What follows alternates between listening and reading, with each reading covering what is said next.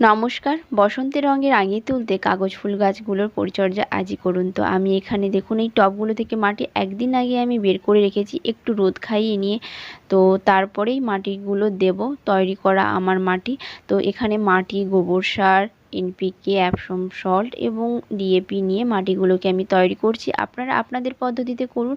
আমি আমার পদ্ধতি আপনাদের সঙ্গে শেয়ার করছি। আমি কিভাবে এই গাছগুলোর পরিচর্যা করি। আর আপনারা তো জানেন বসন্তে কত গাছ ভরে ফুল দেয়।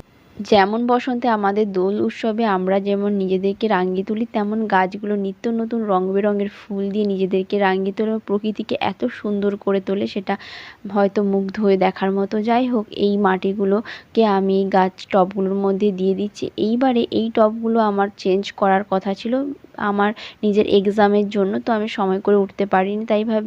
এইভাবে পরিচর্যা করে আমি বর্ষার আগেটাই আমি সমস্ত গাছগুলোকে রিপোর্টিং করব, ভালো টব নিয়ে এসে অবশ্যই আপনাদের সঙ্গে তখন শেয়ার করব। অবশ্যই সঙ্গে থাকুন সেটার জন্য।